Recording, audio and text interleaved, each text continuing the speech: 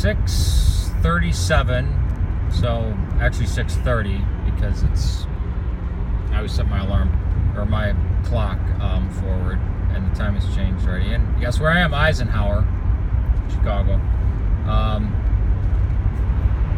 There's the L tracks. I think I was misunderstood. Yeah, I feel like I was completely misunderstood in the video. First, I get response from people, and I'm like, yeah, huh. And I was thinking about things. I'm like, man, maybe I didn't consider this or that, and I still probably need to take that in consideration. But when I said had respect for, because I got a comment from somebody about. It seemed extremely personal. It didn't seem like I was talking about broad sweeping things. I really like the like Shia, and there's especially a lot of their practices. Not because they're Shia, in spite of it, you know. And I said I think they're crypto Christians, many of them, especially the Ismailis. And there's plenty of Sunni Christians or Sunni Muslims. I'm sorry, Sunni Muslims, not just Shia, but Sunni Muslims who are better people than me by far, and you know, love their neighbor and are kind and are more charitable than I am. In fact, this could exist among, and I'm pretty sure is among every religion. When I mentioned particular Hinduism, Judaism, and Islam, and Sikhism, and excluded Buddhism, and I would have excluded Taoism. I would have had to expect respect for Taoism as well. And I'm saying this because it struck me that someone said they had an interaction with Orthodox. They used to respect the Orthodox, but not anymore because they heard some things were heretical. Every single religion believes something's heretical. Heretical just means not believed by the whole religion, basically, or disbelieved as a consequence. So, if you're claiming something about Jesus, and you're saying like he's, you know, and just make it up, like he didn't have a flesh body, yeah, we're going to say that's heresy because it's a direct assault on what we believe. So, interactions with people I wasn't talking about. And I hope I'm getting through to the person that wrote that.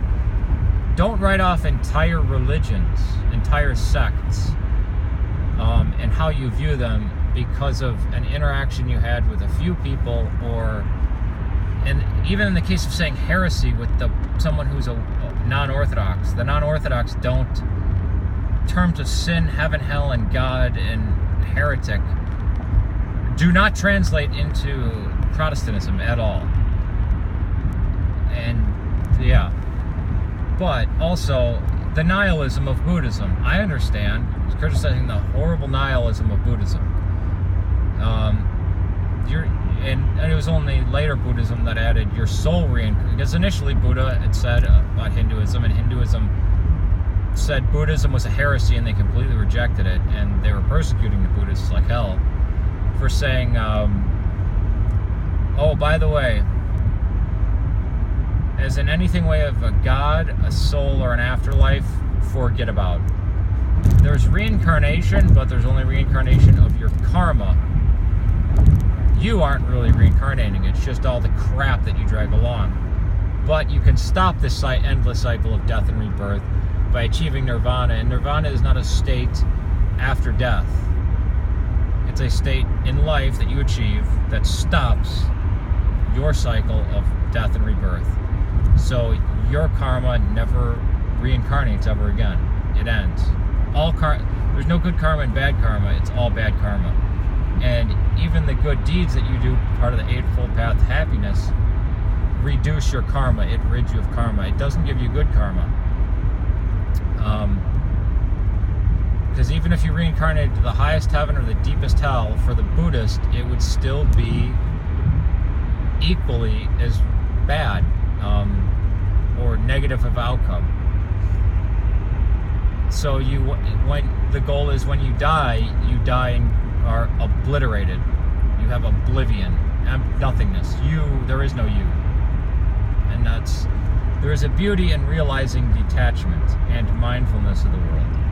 But again, this was as extremely nihilistic as this is, and as offensive this is to other religions. No wonder why the Hindus went after him so badly and then considered them. Maybe it's a way to trick atheists into praying. That's finally some Hindus relented and said, maybe we can have some compassion on it, because maybe it's a way of tricking atheists into praying to God. But the thing is that the reason why I said I respect it is because they're not from a culture of Christianity. They have no comment on Christianity in any of their books, in any of their religions. I couldn't say, I wish you excel in rabbinic Judaism. Why? Because it says things that are slanderous and wrong and we consider wicked. Same thing with Islam. Islam endorses the slaughter of Muhammad. Anybody who's so ignorant as to say, yeah, but no, Islam is about peace and it doesn't actually want to slaughter Christians, is offensive to those who risk their lives to leave Islam, or to even common sense in reading any of the Quran or Ahadith or Sirah or Sunnah or any of the material, any of the Sunnah, Tafsir, anything. Zoroastrianism. Well, it came up with the form of believing in God and Day of Resurrection before any contact with the Jews or Christians. It's pre-Christian, and there's nothing they really say about they haven't said anything about it, so there's nothing I disrespect about that.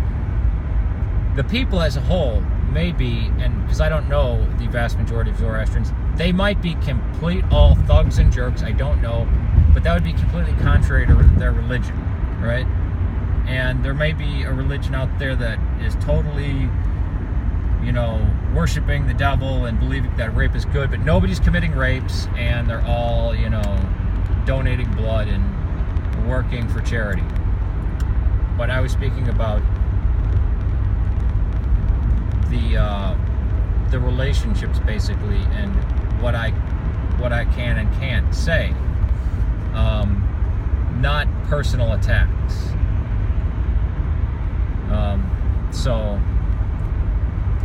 Except I can have respect for any group as long as that they did not found their religion as an